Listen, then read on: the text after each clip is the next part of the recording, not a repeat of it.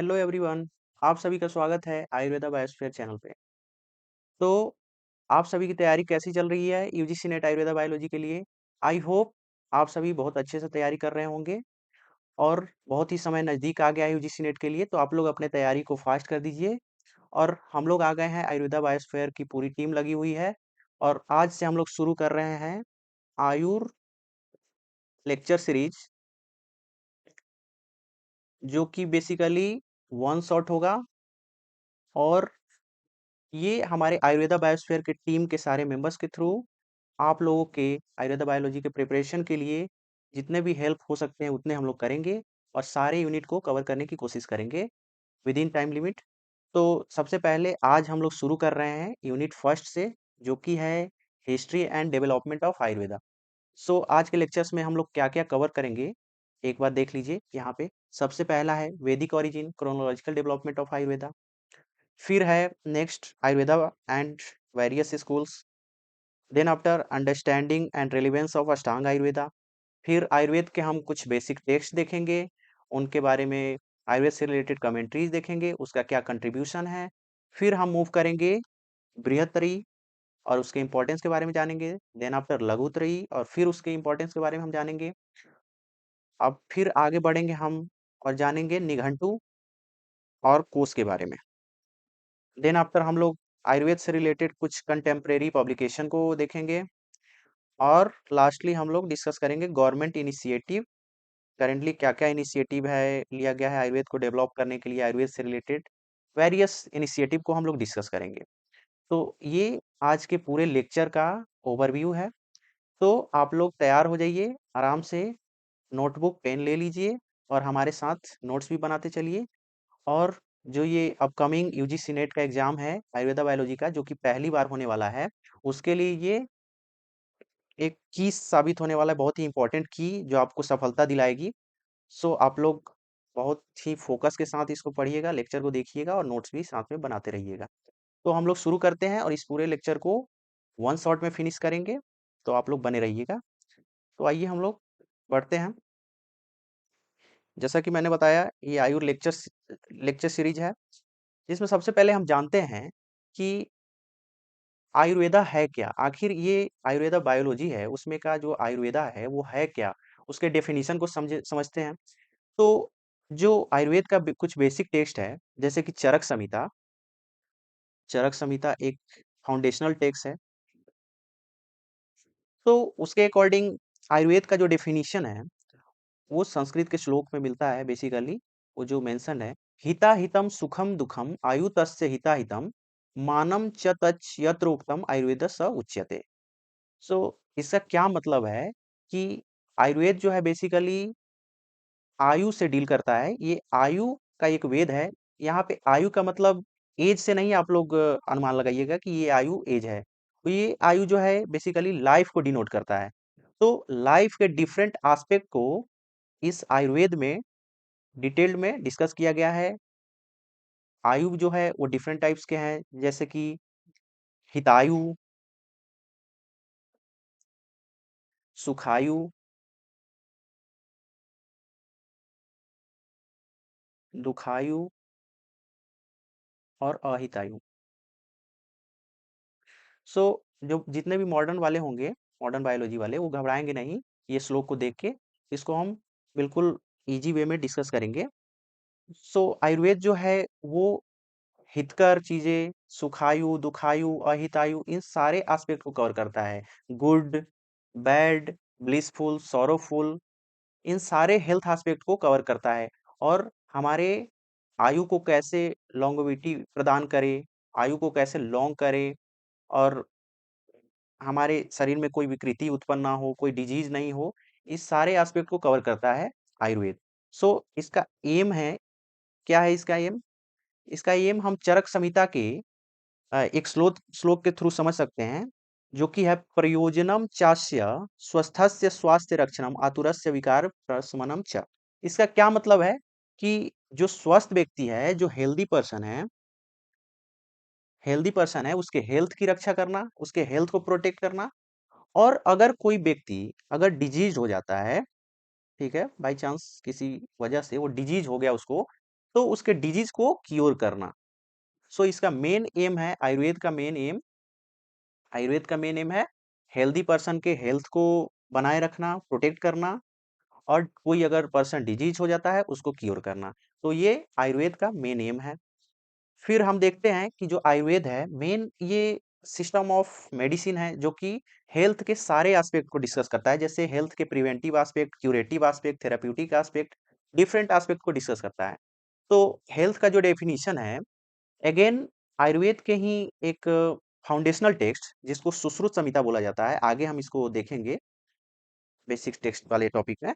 तो उसके सूत्र स्थान के 15वें अध्याय के चैप्टर के 41 श्लोक में ये श्लोक मेंशन किया गया है जो कि जो हेल्थ है उसका एक कॉम्प्रिहेंसिव डेफिनेशन देता है। सो हम देखते हैं कि ये क्या है। सम दोष समाग्निश्च सम धातु मलक्रिय प्रसन्न आत्मेंद्रिय मना स्वस्थ इति अभिधीयते। इसका मतलब क्या है कि सम दोष जो आयुर्वेदा का बेसिक प्रिंसिपल है, दोष धातु अग्नि, बेसिकली जो अग्नि है वो डाइजेशन से रिलेट कर सकते हैं आप, धातु जो है वो टिश्यू से रिलेट कर सकते हैं, मल जो है वो एक्सक्रीटरी सिस्टम से रिलेटेड है। तो जो आयुर्वेदिक हेल्थ का पर्सपेक्टिव है वो ये है कि कैसे आप डोज को बैलेंस वे में रखें, ठीक है, बैलेंस करें। अग्नि जो है डाइजेस्टिव पावर को कैसे मेंटेन करें, ठीक है, अग्नि। देन धातु, धातु आप मॉडर्न से रिलेट कर सकते हैं टिश्यू से, इसको भी आगे हम डिटेल में डिस्कस करेंगे। फिर मल जो कि एक्सक्रीटरी सिस्टम है वो कैसे नॉर्मल नॉर्मल वे में फंक्शन करे, उसको भी इसके कॉन्टेक्स्ट में रखा गया है। सो इन सारे एस्पेक्ट को, दोष को, धातु को, अग्नि को और मल को एक बैलेंस वे में जब रहेगा तो वो एक हेल्दी पर्सन होगा। किसी भी पर्सन का ये सारे एस्पेक्ट अगर नॉर्मल होंगे तो वो हेल्दी होंगे।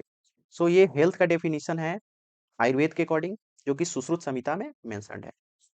अब हम आगे बढ़ते हैं। सबसे पहले टॉपिक से शुरुआत करते हैं हम लोग, जो कि unit first history and development of Ayurveda का फर्स्ट टॉपिक है जो कि है वैदिक ओरिजिन। वैदिक ओरिजिन में जैसे आप सभी जानते होंगे कि 4 वेद हैं, ऋग्वेद, यजुर्वेद, सामवेद, अथर्ववेद। तो कहीं न कहीं हमारे एंशिएंट टाइम से ही हेल्थ से रिलेटेड जो आयुर्वेद है, एक सिस्टम ऑफ मेडिसिन जो हमारा ट्रेडिशनल मेडिसिन सिस्टम है, उसका मेंशन मिलता है, कहीं न कहीं डिस्क्रिप्शन मिलता है, वो वैदिक टाइम से ही मिलता है। तो अगर हम ऋग्वेद की बात करें जो कि सबसे एंशिएंट टेक्स्ट है, उसमें कुछ मेडिसिनल प्लांट्स का डिस्कशन मिलता है, उसके प्रॉपर्टीज भी हैं।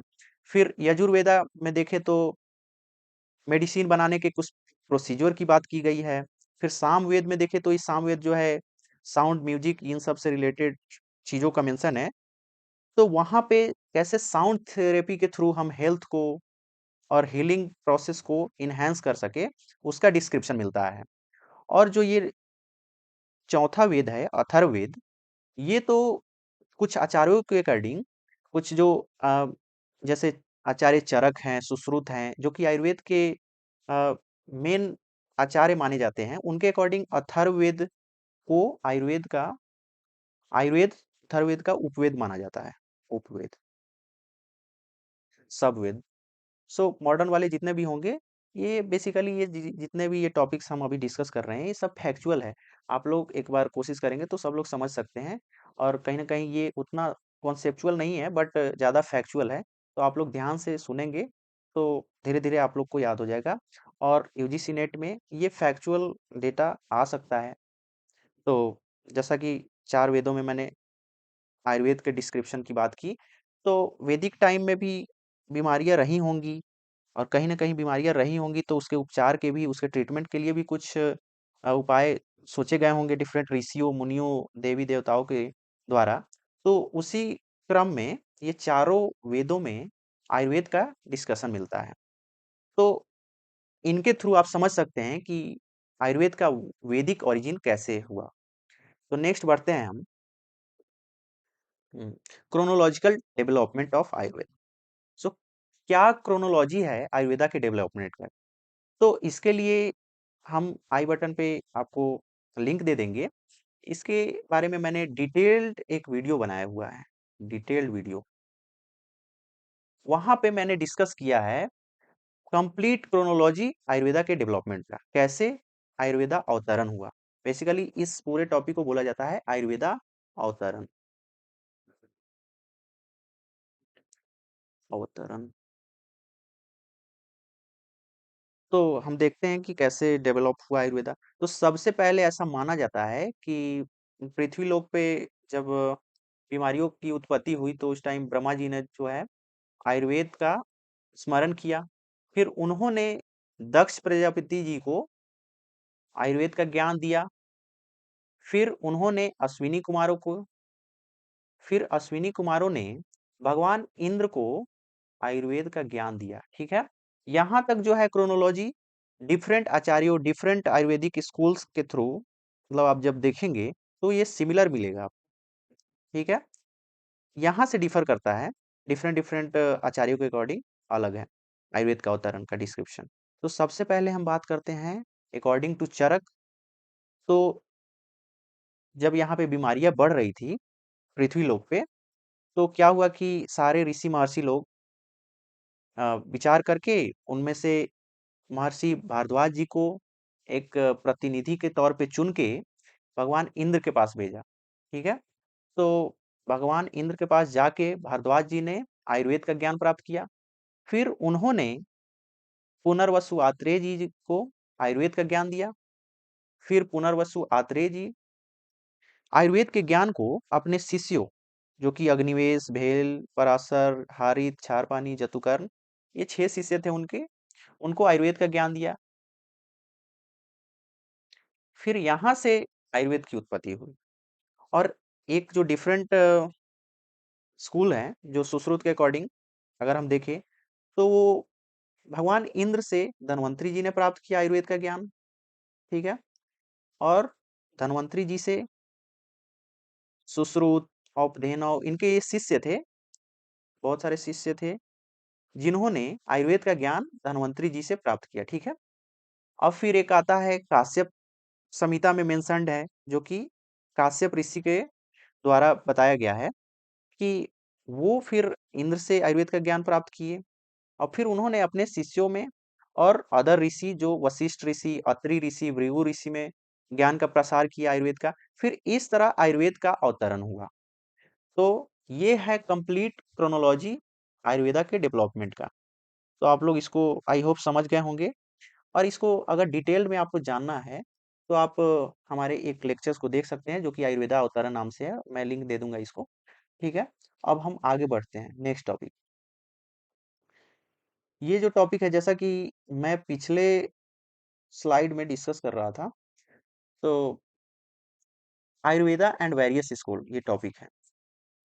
आयुर्वेद के अवतरण में डिफरेंट डिफरेंट संप्रदाय हुए, different different schools of thought हुए, जो कि अपने अकॉर्डिंग मतलब आयुर्वेद के अवतरण का डिस्कशन दिया है। तो इसमें डिफरेंट ऋषि थे, उनके अकॉर्डिंग आयुर्वेद का अवतरण हुआ। तो उसी को आयुर्वेद के डिफरेंट स्कूल्स में डिवाइड कर दिया गया। सबसे पहला है आत्रेय स्कूल ऑफ आयुर्वेदा। ये आत्रेय जो हैं मॉडर्न वाले नहीं रिलेट कर पा रहे होंगे। ये आत्रेय जो है पुनर्वसु आत्रेय हैं, आयुर्वेदा अवतरण के एक पार्ट हैं। तो इनके स्कूल ऑफ थॉट के द्वारा ये माना जाता है कि आयुर्वेद का अवतरण जो है भगवान इंद्र से आत्रेय जी ने लिया। फिर वहां से उन्होंने अपने 6 शिष्यों को दिया। तो इस तरह इसका जो डिटेल डिस्क्रिप्शन है चरक संहिता में मिलता है। ठीक है, चरक संहिता में। और वहां पे बेसिकली चरक संहिता जो है वो काय चिकित्सा से रिलेट करता है।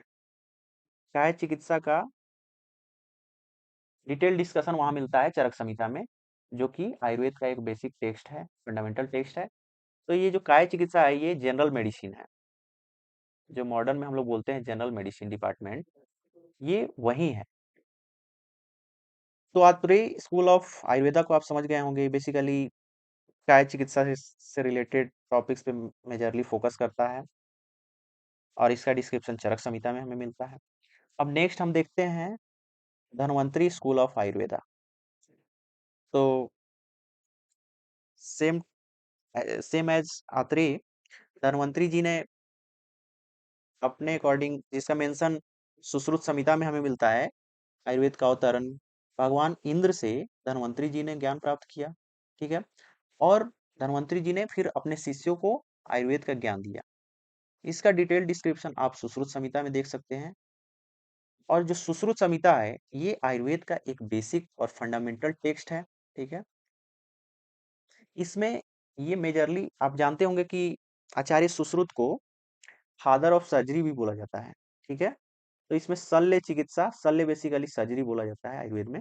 तो शल्य चिकित्सा का वर्णन अधिकतर सर्जिकल जो भी प्रोसीजर्स है उनके बारे में डिटेल्ड हमें ये सुश्रुत संहिता में मिलता है, जो कि धन्वंतरी स्कूल ऑफ आयुर्वेदा के अंडर में आता है।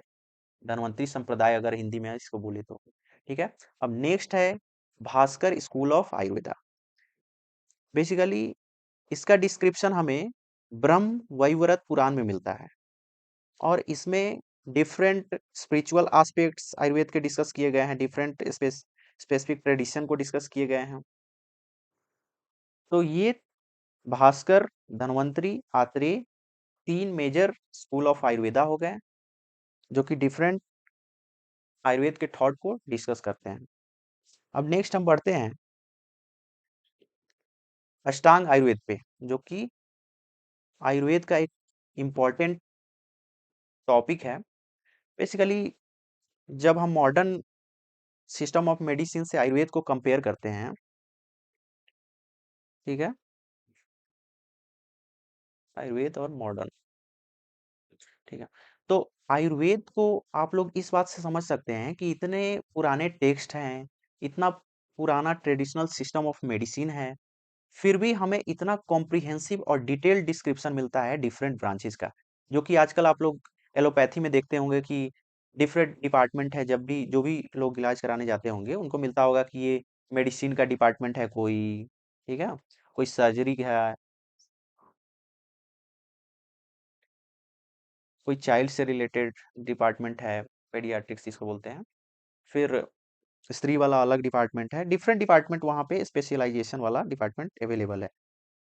लेकिन आज से बहुत सालों पहले आयुर्वेद में, जो कि हमारा ट्रेडिशनल सिस्टम ऑफ मेडिसिन है, उसमें इतना डिटेल्ड और कॉम्प्रिहेंसिव ब्रांचेज मिलते हैं ट्रीटमेंट के।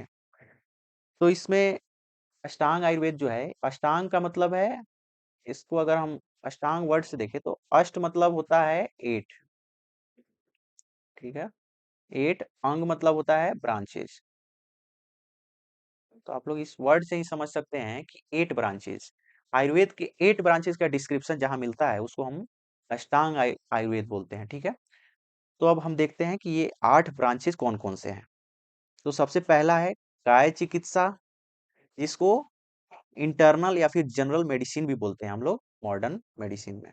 ठीक है, इसके लिए जो बेसिक और फाउंडेशनल टेक्स्ट है वो चरक संहिता है, चरक संहिता, जिसमें डिटेल डिस्क्रिप्शन मिलता है काय चिकित्सा के बारे में। अगर आपको डिटेल जानकारी लेनी है जनरल मेडिसिन से रिलेटेड, जितने भी डिजीज है या फिर उसका क्या ट्रीटमेंट प्रोसीजर है, उन सब से रिलेटेड चीज़ों को फाउंड, जो भी फंडामेंटल प्रिंसिपल है आयुर्वेद के, फंडामेंटल टॉपिक्स हैं, उन सारी चीज़ों का डिस्कशन काय चिकित्सा में आपको मिल जाएगा। नेक्स्ट है बाल चिकित्सा, जिसको हम लोग मॉडर्न में पेडियाट्रिक्स भी बोलते हैं। बेसिकली इस डिपार्टमेंट में चिल्ड्रन से रिलेटेड जितनी भी बीमारियां हैं, ठीक है, उसका डिटेल्ड डिस्क्रिप्शन, उसका treatment procedure, each and everything आपको इस डिपार्टमेंट में मिलेगा। तो आयुर्वेद में पेडियाट्रिक्स को बाल चिकित्सा के नाम से जाना गया। नेक्स्ट है गृह चिकित्सा, जिसको मॉडर्न में साइकेट्री भी बोलते हैं। बेसिकली इस डिपार्टमेंट में मेंटल मेंटल हेल्थ से रिलेटेड प्रिवेंटिव एस्पेक्ट,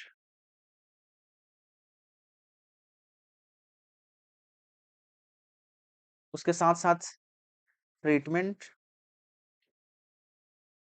दोनों का डिस्क्रिप्शन मिलता है। क्योंकि मैंने स्टार्टिंग में ही बताया है कि आयुर्वेद जो है वो सिर्फ ट्रीटमेंट पे फोकस नहीं करता है। जैसा कि एम ऑफ आयुर्वेदा में मैंने डिस्कस किया कि स्वस्थस्य स्वास्थ्य रक्षणम आतुरस्य विकार प्रशमनम, मतलब जो हेल्दी पर्सन है उसके हेल्थ को कैसे प्रोटेक्ट करे, हेल्थ को प्रोटेक्ट कैसे कर सकते हैं कि उसको कुछ हम प्रिवेंटिव एस्पेक्ट बता दें जिससे वो कोई गलतियां ही नहीं करे कि उसको बीमारी उत्पन्न हो।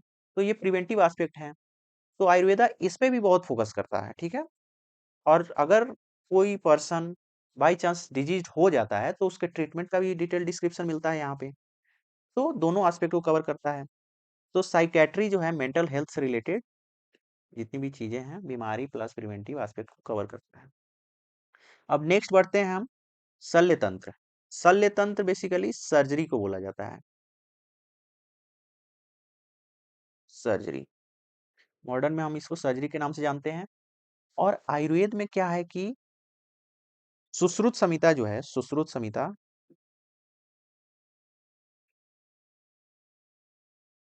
ये जो है,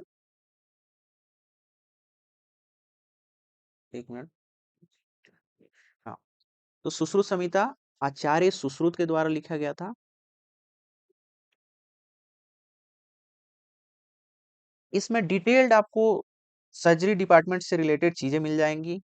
treatment aspect, treatment procedure, medicaments, ठीक है, और प्रिवेंटिव एस्पेक्ट ऑल्सो, ठीक है। तो आचार्य सुश्रुत को फादर ऑफ सर्जरी भी बोला जाता है।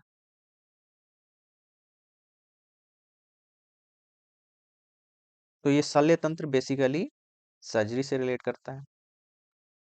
नेक्स्ट है शालक्य तंत्र, जो हम लोग मॉडर्न मेडिसिन सिस्टम में देखते हैं।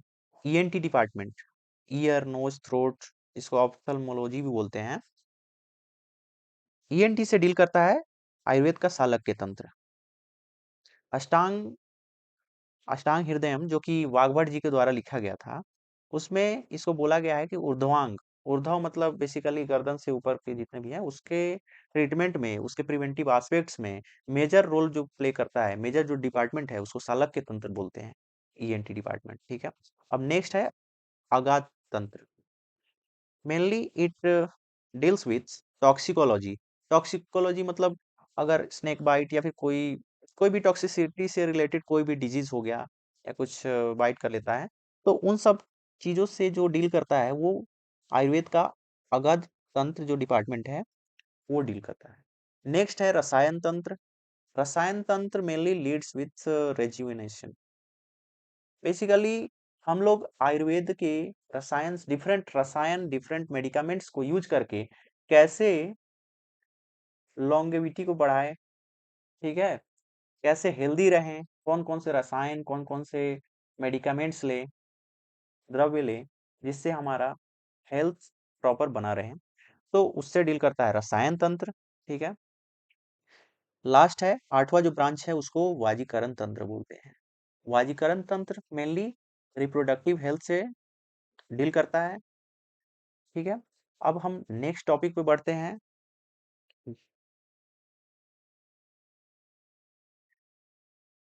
इसको ही अष्टांग आयुर्वेद को ही आप देख सकते हैं, जो कि मैंने पिछले स्लाइड में डिस्कस किया था। डिफरेंट आचार्यों के अकॉर्डिंग ये आठों ब्रांच के नाम दिए हुए हैं, आप इसको स्क्रीनशॉट लेके आप पढ़ सकते हैं आराम से। तो इसमें सेम आप देखेंगे तो कुछ कुछ डिफरेंस मिलेगा, बट वो है नेमिंग अलग है, बट आठ वही आठ ब्रांच है जो सारे आचार्यों के अकॉर्डिंग अलग वे अलग ऑर्डर में लिखा गया है। जैसे अब जो मेन चरक संहिता है वो मेनली डील करता है काय चिकित्सा से, जनरल मेडिसिन से, इसलिए इसमें सबसे पहले काय चिकित्सा का वर्णन है। नेक्स्ट अगर देखिए आप सुश्रुत संहिता में, तो वो डील करता है शल्य तंत्र से, शल्य तंत्र जो कि सर्जरी वाला डिपार्टमेंट है, तो इसलिए शल्य इसमें लिखा गया है।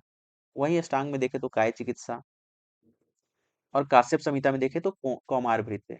कौमार भृत्य बेसिकली जो बाल बाल तंत्र था, जो बच्चों वाला पेडियाट्रिक्स डिपार्टमेंट है, वो डील करता है कौमार भृत्य से, ठीक है। तो आप इसमें डिटेल में पढ़ सकते हैं डिफरेंट आचार्यों के अकॉर्डिंग जो अष्टांग आयुर्वेद है उसके डिफरेंट नेमिंग है। तो हम बढ़ते हैं नेक्स्ट टॉपिक पे।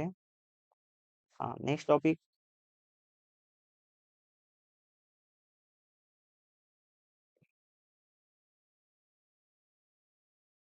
अब नेक्स्ट टॉपिक है बेसिक टेक्स्ट ऑफ आयुर्वेदा। सो आयुर्वेद को पढ़ने के लिए, आयुर्वेद को समझने के लिए आइदर कोई स्टूडेंट भी हो सकता है, कोई रिसर्चर भी हो सकते हैं और कोई क्लिनिशियन हो सकते हैं, कोई प्रैक्टिशनर हो सकते हैं, ठीक है। तो उनको आयुर्वेद को समझने के लिए, टू अंडरस्टैंड आयुर्वेदा, कौन कौन से बेसिक टेक्स्ट हैं जिसको रेफर करने चाहिए हमें। तो सबसे पहले जो इसका बेसिक टेक्स्ट है वो है चरक संहिता। चरक संहिता सबसे इसका फाउंडेशनल टेक्स्ट है, जिसमें हमें मेनली काय चिकित्सा से रिलेटेड डिस्क्रिप्शन मिलता है, और आयुर्वेद के जो बेसिक फंडामेंटल प्रिंसिपल हैं, जिसमें आप दोष,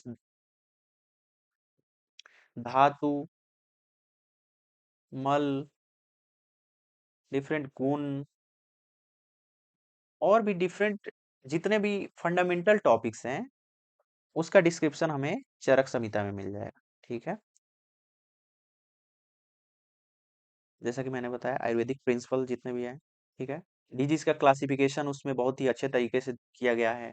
डायग्नोस्टिक मेथड, निदान के भी, पंच निदान, इन सब का वर्णन उसमें निदान स्थान करके है, इसमें डिटेल निदान के बारे में, डायग्नोस्टिक मेथड, कैसे डिजीज, कोई डिजीज का कैसे पैथोजेनेसिस होता है, कैसे वो मैनिफेस्टेशन उसका होता है, उसका डिटेल डिस्क्रिप्शन आपको यहाँ पे मिल जाएगा।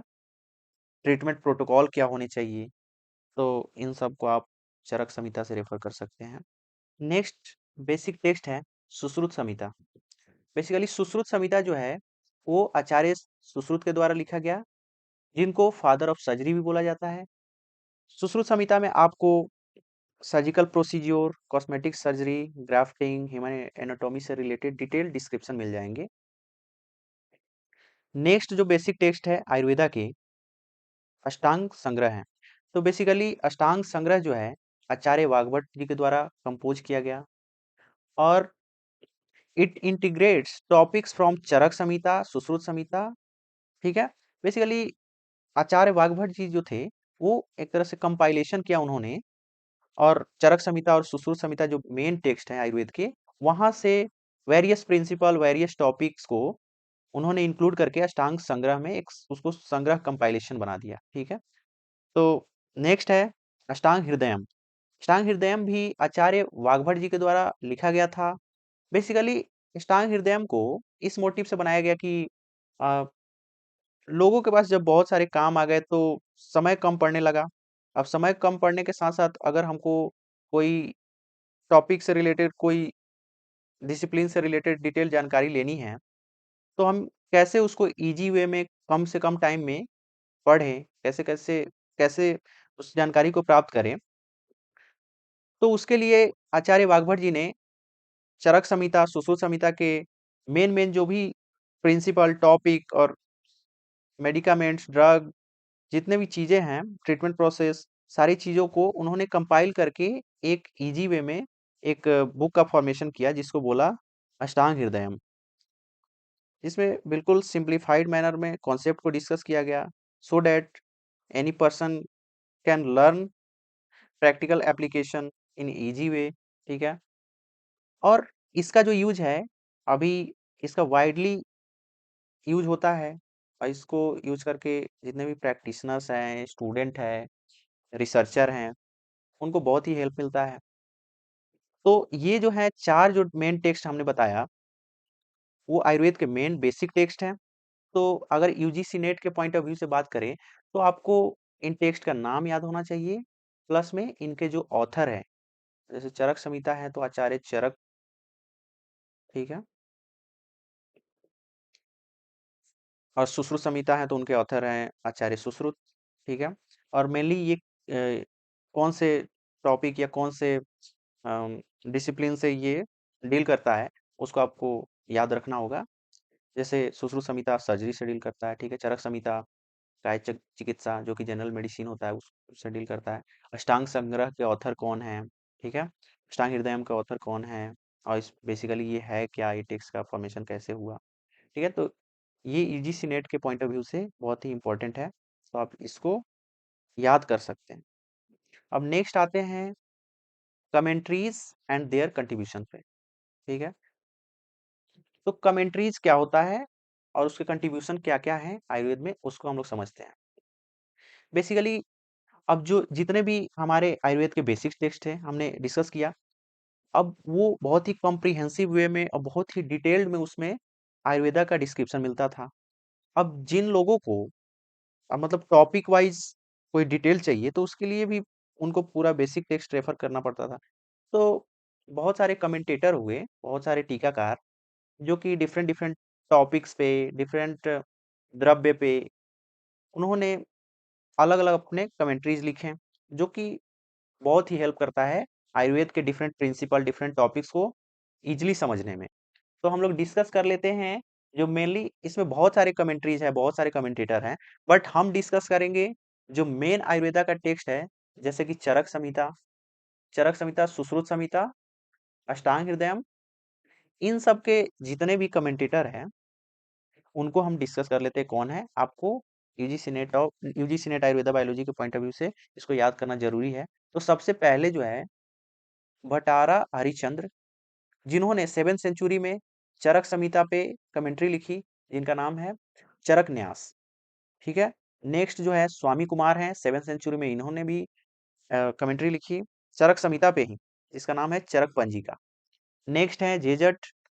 जेजट जी ने 9th सेंचुरी में चरक संहिता पे निरंतर पाद व्याख्या करके कमेंट्री लिखी। देन सुश्रुत संहिता पे भी इन्होंने कमेंट्री लिखी है। उसके साथ साथ अष्टांग हृदयम पे भी कमेंट्री लिखी है। तो जेजट जी बहुत ही एग्जाम के पॉइंट ऑफ व्यू से बहुत ही इंपॉर्टेंट हो जाते हैं, क्योंकि इन्होंने कमेंट्री जो है तीनों टेक्स्ट पे लिखी है, चरक संहिता, सुश्रुत संहिता, अष्टांग हृदयम पे 9th सेंचुरी में। ठीक है। अब नेक्स्ट है चक्रपाणी दत्त। ये लोग रेनॉन्ड कमेंटेटर हैं, सो आप सभी को इनका नाम और उसके साथ-साथ इनके जो वर्क है उसको आपको याद कर लेना होगा। ठीक है। तो चक्रपाणी दत्त जो है 11th सेंचुरी में चरक संहिता पे कमेंट्री लिखी, जिसका नाम है आयुर्वेद दीपिका। ठीक है। नेक्स्ट है सुश्रुत संहिता पे उन्होंने चक्रपाणी दत्ता जी ने ही भानुमति नाम का कमेंट्री लिखा। ठीक है। नेक्स्ट द्रव्य गुना संग्रह, ये भी कमेंट्री उन्होंने लिखा। अब जो नेक्स्ट कमेंटेटर है वो है डलहन। ये भी बहुत ही पॉपुलर और रिनॉन्ड कमेंटेटर हैं, जिन्होंने 12th सेंचुरी में सुश्रुत संहिता पे कमेंट्री लिखी, जिसका नाम है निबंध संग्रह। एंड नेक्स्ट है अरुण दत्त।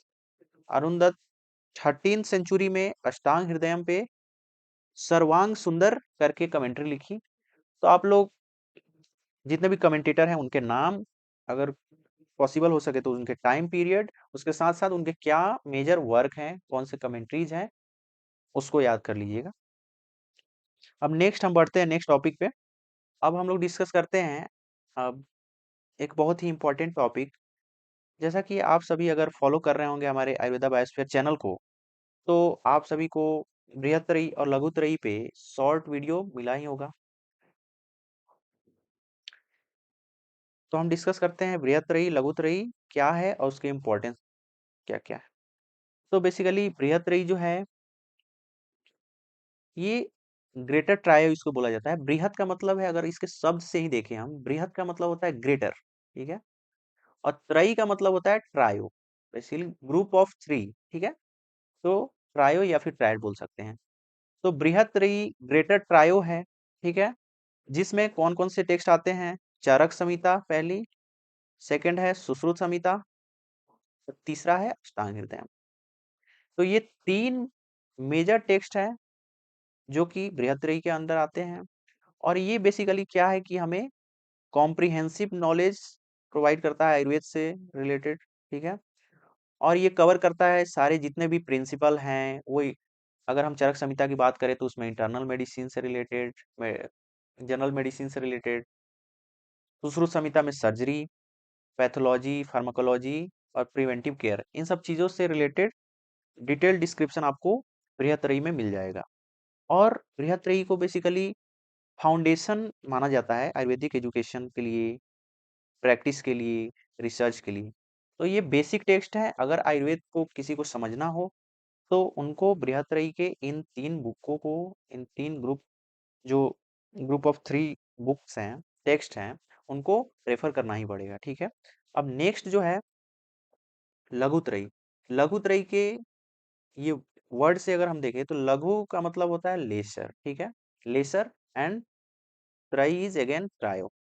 सो basically Laghutrayi is a group of three text, lesser text you can say, जिसमें पहला है माधव निदान, दूसरा है भाव प्रकाश, एंड तीसरा है सारंगधर संहिता। तो इन 3 टेक्स्ट के ग्रुप को लघुत्रयी बोला जाता है। बेसिकली लघुत्रयी जो है, बृहत्त्रयी जो कि एक कॉम्प्रिहेंसिव और डिटेल्ड वर्जन टेक्स्ट है आयुर्वेद के लिए, तो उसको सिंप्लीफाइड वर्जन में कॉन्सेप्ट्स को इजीली अगर समझना हो तो लघुत्रयी को रेफर कर सकते हैं। जिसमें माधव निदान जो है बेसिकली डिजीज के डायग्नोसिस से डील करता है। भाव प्रकाश जो है it covers herbs and treatments. Sarangdhar Samhita emphasizes pharmaceutical preparations. So you can refer to Laghutrayi to understand Ayurveda in easy and concise manner. So practical application के लिए, क्लिनिकल प्रैक्टिस के लिए प्रैक्टिशनर या फिर जिनको भी स्पेसिफिक टॉपिक से related अगर जानकारी लेनी होती है तो वो लघुत्रयी को रेफर करते हैं।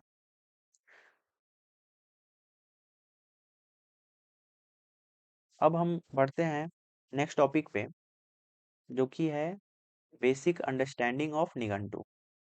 निघंटू क्या है? So it refers to Ayurvedic lexicon, ग्लॉसरीज।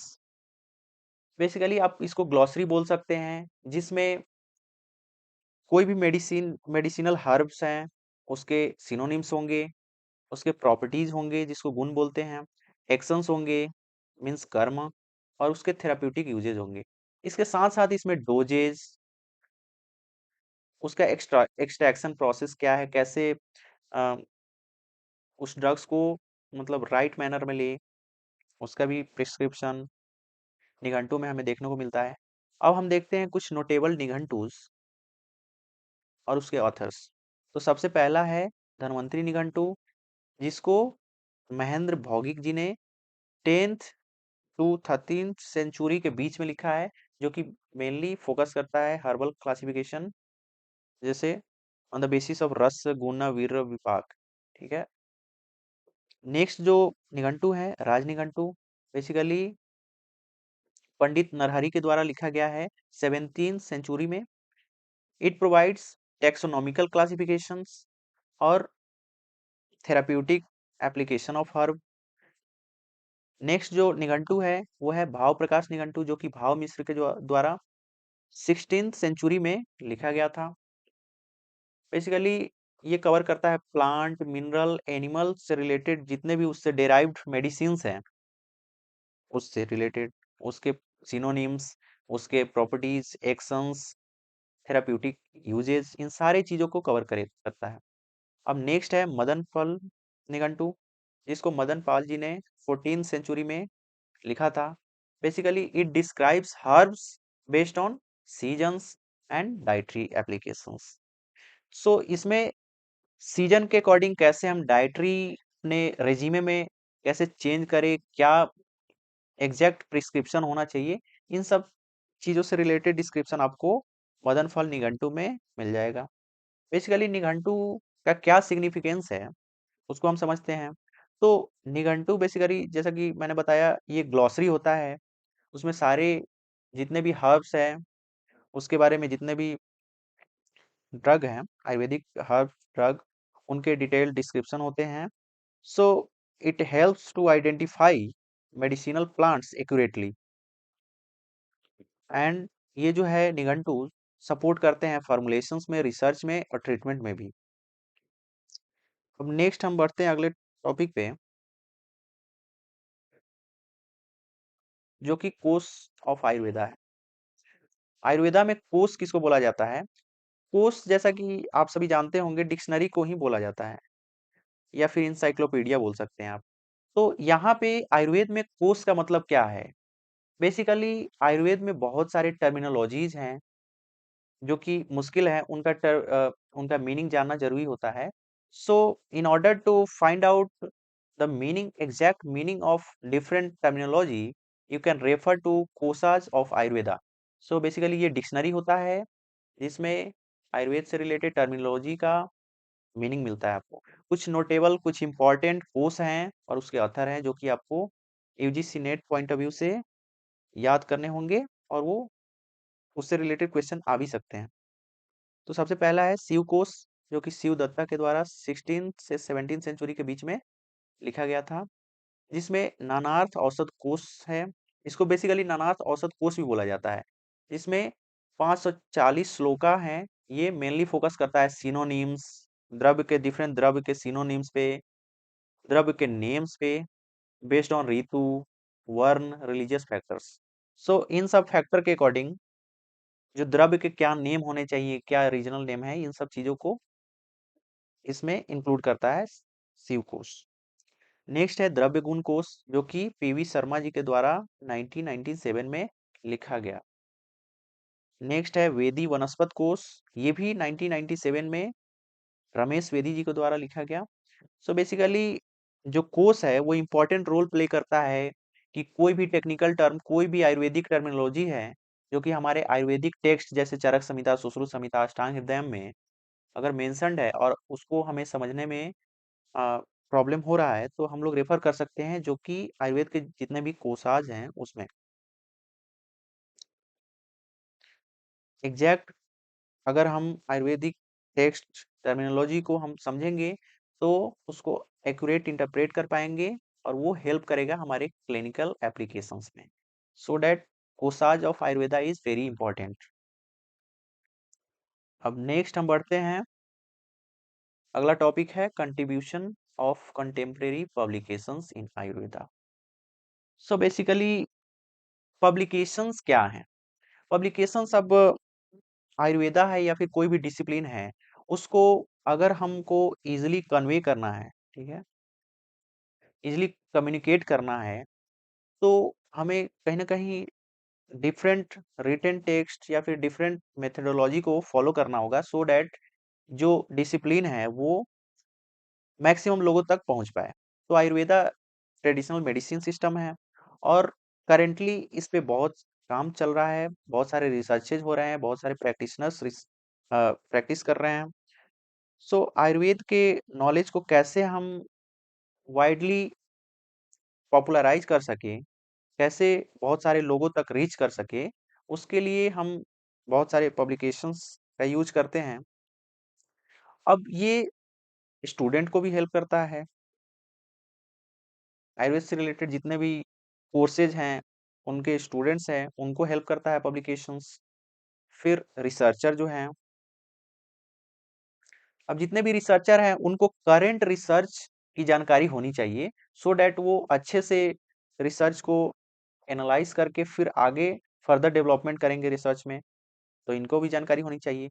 अब नेक्स्ट है प्रैक्टिशनर, जितने भी डॉक्टर हैं, प्रैक्टिशनर्स, आयुर्वेदिक जितने भी डॉक्टर्स हैं उनको भी पब्लिकेशंस की जरूरी पड़ती है, क्योंकि आजकल आप लोग देख रहे होंगे डे बाय डे एडवांसमेंट होते जा रही है, तो आपको करंट सिनेरियो से वाकिफ होना बहुत ही जरूरी है। तो इन चीजों में ये कंटेम्प्रेरी पब्लिकेशंस जो हैं बहुत ही इंपॉर्टेंट रोल प्ले करता है। अब हम बात करते हैं आयुर्वेदा के कॉन्टेक्स्ट में, ये आप लोग देख पा रहे होंगे स्क्रीन पे, ये डिफरेंट जर्नल्स हैं, जैसे कि IAMJ, international ayurvedic medical journal. Next है journal of Ayurveda and integrative medicine. Next है आयुष धारा, जो कि आयुष मिनिस्ट्री के द्वारा स्टार्ट किया गया आयुष धारा करके जर्नल है। नेक्स्ट है journal of Ayurveda and holistic medicine. वैसे ही international journal of Ayurveda and alternative medicine, international journal of Ayurveda and pharma research. So ये जितने भी आप जर्नल देख रहे हैं और भी बहुत सारे जर्नल्स हैं, बहुत सारे पेपर्स पब्लिश होते हैं आयुर्वेद से रिलेटेड, डिफरेंट आयुष के अदर डिसिप्लिन से भी रिलेटेड पेपर पब्लिश होते हैं, सो डैट जो हमारा ट्रेडिशनल सिस्टम ऑफ मेडिसिन है वो और भी पॉपुलराइज हो सके, वैलिडेट किया जा सके उसको साइंटिफिक प्रूवन मेथड से।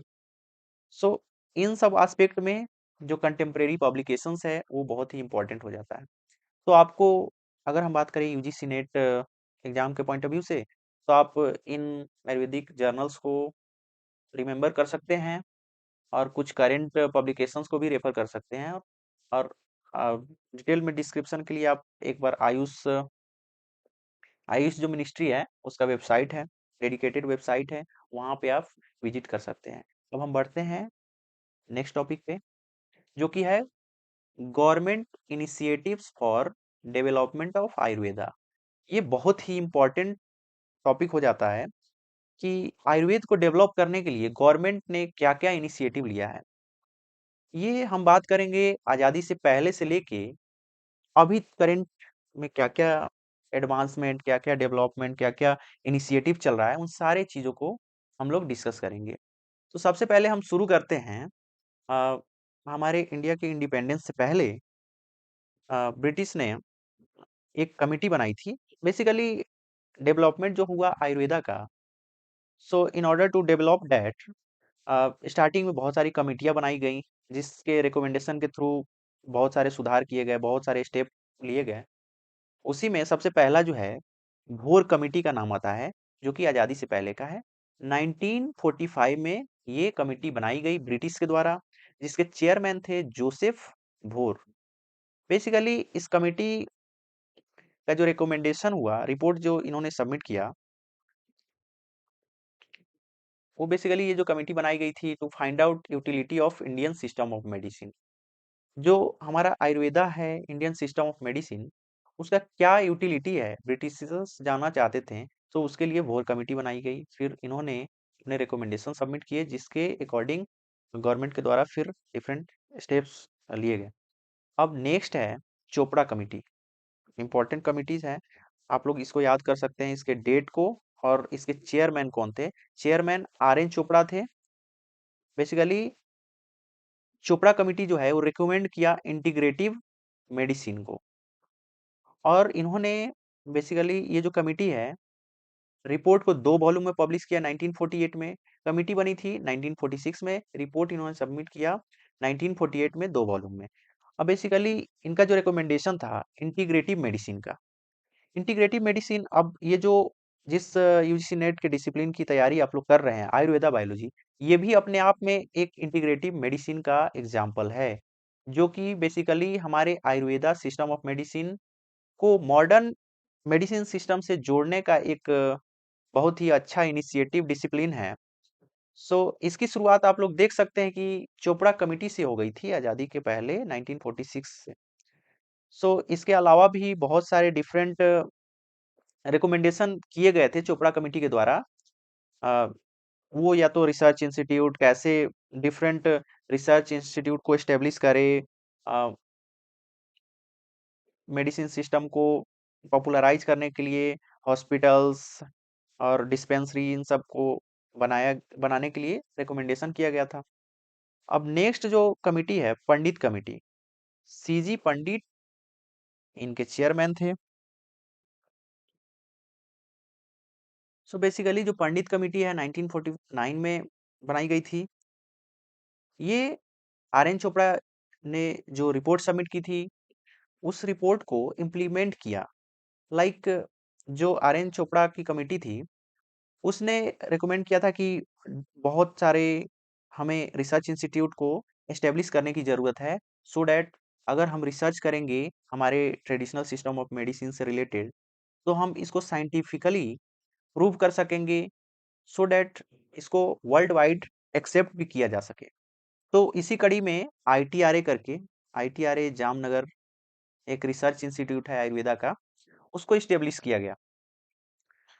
अब नेक्स्ट जो कमिटी है, देव कमिटी 1955 में ये बनी थी। दयाशंकर देव इसके चेयरमैन बने पहले। बेसिकली अब बहुत सारे हॉस्पिटल्स, रिसर्च इंस्टीट्यूट और आयुर्वेद से जुड़ी हुई बहुत सारी इनिशिएटिव तो स्टार्ट हो गई थी, बट जो देव कमिटी है, वो रूल्स और रेगुलेशन, आयुर्वेद के एजुकेशन प्रैक्टिसेस से रिलेटेड जितने भी रूल्स रेगुलेशन हैं, उसका एक स्टैंडर्ड रिकमेंडेशन दिया कि कैसे रूल्स और रेगुलेशन को फॉलो किया जाए, इसमें एक स्टैंडर्ड तैयार किया जाए, सो डैट जो भी आयुर्वेदा का एजुकेशन है और प्रैक्टिस है, वो बेस्ट वे में लोगों तक पहुंचे। ठीक है। अब हम बात करते हैं गवर्नमेंट इनिशिएटिव के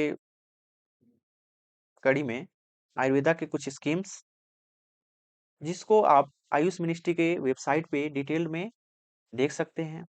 सबसे पहला है आयुर्ज्ञान।